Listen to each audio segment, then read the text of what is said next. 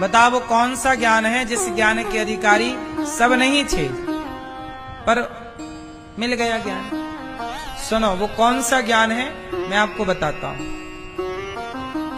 जैसे भगवान की मर्जी के बिना पत्ता नहीं हिलता। मेरे साथ बोलो, भगवान की मर्जी के बिना पत्ता नहीं हिलता। ये ज्ञान जो है ये ज्ञान सबके लिए था ही नहीं, लेकिन ये ज्ञान चोरों के हाथ लग गया। तो चोर लोग चोरी करते हैं और बोलते हैं भगवान की मर्जी के बिना तो पत्ता नहीं हिल रहा है। चोरी खुद कर रहे हैं और आरोप किस पे लगा रहे हैं? अरे भगवान की मर्जी के बिना थोड़ी हमने चोरी की है। मतलब गलत व्यक्ति के हाथ में ज्ञान लग गया। बोलो हाँ। अब बलात्कारी के हाथ में भी ये ज्ञान लग गया तो बलात्कार करने के बाद क्या बोलता है? बोले भगवान की मर्जी के बिना तो पत्ता नहीं हिल रहा। तो वो उसने अपने ज्ञान का क्या किया? दुरुपयोग किया, जबकि ये ज्ञान इन नालायकों के लिए था ही नहीं।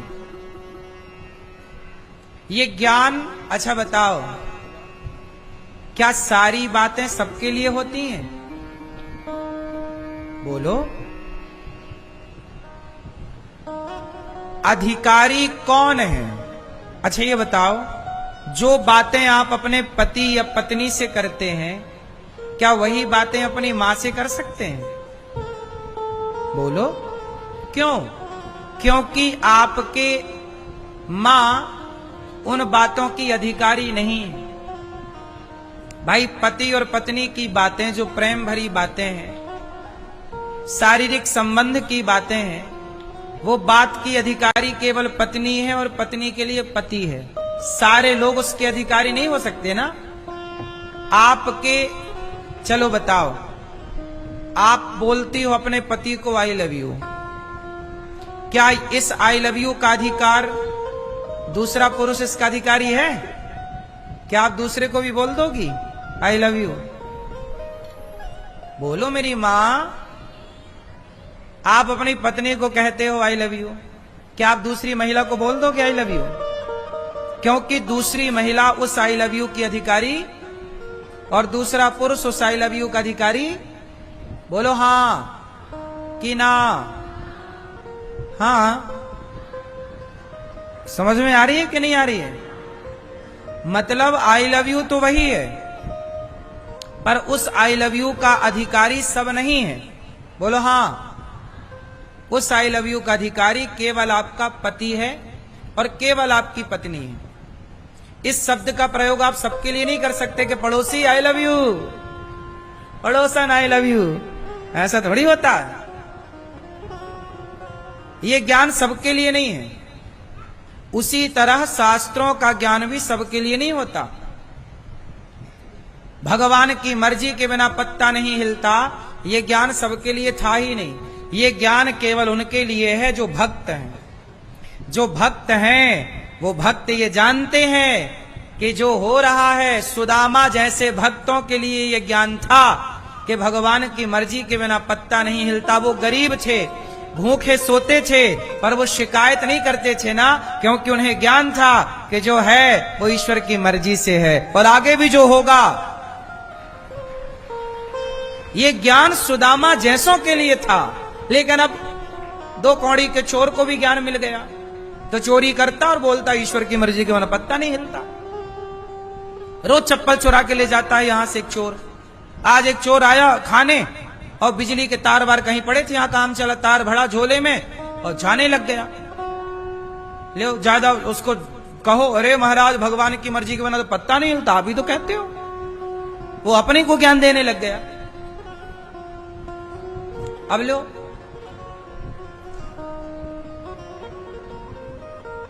फिर गलत आदमी को ज्ञान मिल जाने से वो उसका मिसयूज करे। सुनो, ईश्वर की मर्जी के बिना पत्ता नहीं हिलता, ये बात सबके लिए नहीं। किसके लिए है? जो भक्त भगवान के आश्रित हैं।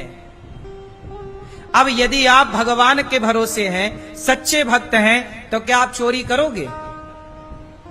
आप गलत काम करोगे? नहीं करोगे।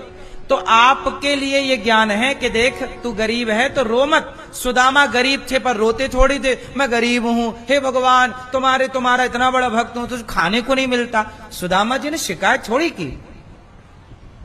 मीराबाई के पति मर गए, मीराबाई के भोजराज मर गए, युद्ध में मारे गए। जब मारे गए तो लोग रोने लग गए, मीराबाई नहीं रोई। लोग बोले कैसी महिला हो, तुम्हारा पति मर गया, तुम रोती नहीं हो। मीराबाई मुस्कुरा के बोली, पगली मेरा पति कभी मर ही नहीं सकता, ऐसे वर को क्या वरूं जो जन्मे और मर जाए, बरिए वर गोपाल को मेरे चुनरो अमर कर जाए। मेरा पति मर ही नहीं सकता, संसार में ऐसी कोई तलवार नहीं है जो मेरे पति को मार सके। आग में इतनी ताकत नहीं कि मेरे पति को जला सके, पानी में इतनी ताकत नहीं कि मेरे पति को डुबा सके। मैंने जिसका वर्ण किया है वो कोई यारागर नथु खैरा है क्या? अब ये ज्ञान मीरा जैसी महिलाओं के लिए है कि ईश्वर की मर्जी के बिना पत्ता। अब उसका पति मर गया लेकिन उसने शोक नहीं किया, क्योंकि उसको पता है कि ईश्वर की मर्जी के बिना पत्ता नहीं, ये सब ईश्वर की मर्जी है।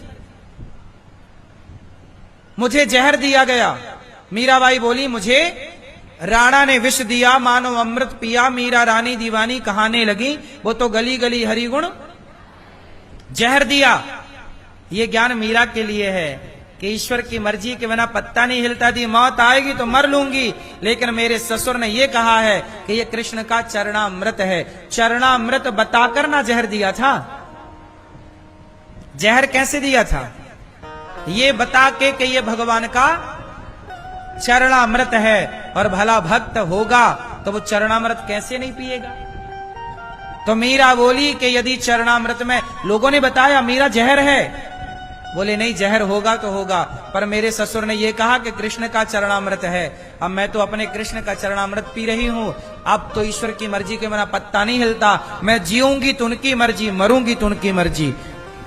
ये ईश्वर की मर्जी के बिना पत्ता नहीं हिलता।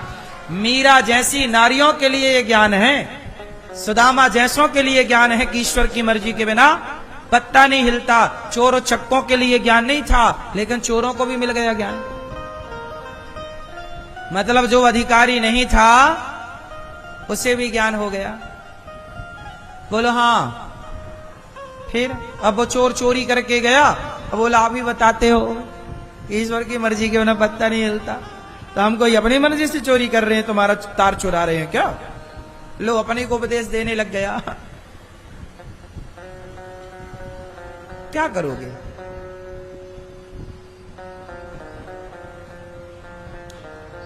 किससे लड़े? फिर हम लोग मान लेते हैं कि ईश्वर की मर्जी के बिना पत्ता नहीं हिलता। ठीक है भैया, चलो हम तो अपना मान लेंगे और हमारी तो कोई दिक्कत नहीं है, पर तुम तो पाप के भागी बन जाओगे ना यदि गलत करोगे तो। ईश्वर की मर्जी के बिना पत्ता नहीं हिलता, ये बात 100% सही है।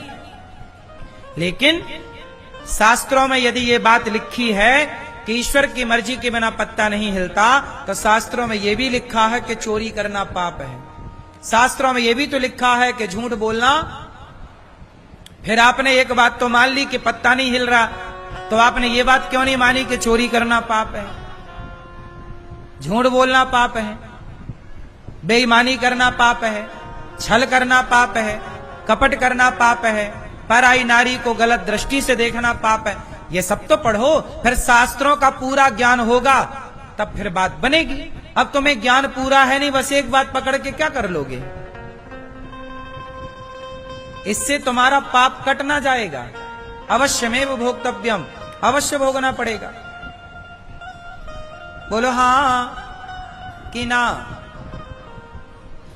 तो मेरी मां, इसलिए सुखदेव जी बोले इंद्र आप इस कथा के अधिकारी नहीं है। सोचिए, भागवत सुनने के अधिकारी देवताओं के राजा भी नहीं है। जो भागवत देवताओं के राजा को दुर्लभ है, वो भागवत हम मनुष्यों के लिए सुलभ है। भागवत सुनने का अधिकारी कौन? जिसके मन में श्रद्धा है, भक्ति है, प्रेम है, वो भागवत सुने। जिसके भीतर श्रद्धा नहीं, भक्ति नहीं, प्रेम नहीं, वो भागवत सुनने का अधिकारी नहीं है। 7 दिन यहां से हम जो बात बताएंगे, जो ज्ञान देंगे, उस ज्ञान के सभी लोग थोड़ी अधिकारी हो जाएंगे। बोलो हाँ, आप में श्रद्धा है तो आप अधिकारी हैं, आप में भगवान से प्रेम है, प्रेम के अश्रु बहते हैं, तो आप इस ज्ञान के अधिकारी हैं। वरना ऐसे थोड़ी सब अधिकारी हो जाते हैं मेरी मां सब ज्ञान के। क्यों, बात समझ में आई कि नहीं?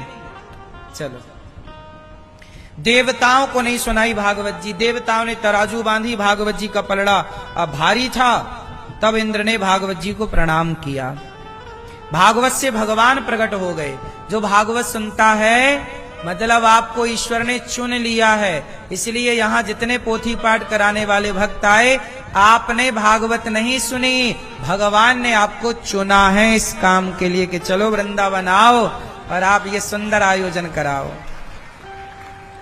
आपने भागवत सुनी तो भगवान ने आपको चुना, आपने भागवत सुना तो भगवान ने आपको चुना। पर सच बताएं तो जब भगवान ने आपको चुना इसलिए आपने भागवत सुना, तो आपने चुना है ईश्वर ने, तब ना आप सुन रहे हैं। चुना नहीं होता, जितनों को चुना उनको यहां बिठा रखा है भगवान ने, धाम में बुला रखा है। आप वृंदावन कैसे आते हो? पैसे खर्च करके लोग आ जाएं तो सब आ जाएं, जब तक बुलावा बिहारी जी का, राधा रानी का नहीं जाता, तब तक इस धरती पे कोई आता नहीं है। बिहारी जी की महफिल को बिहारी जी सजाते हैं और वृंदावन वही आते हैं जिन्हें बिहारी जी बुलाते हैं। आपको बुलाए, आप चले आए।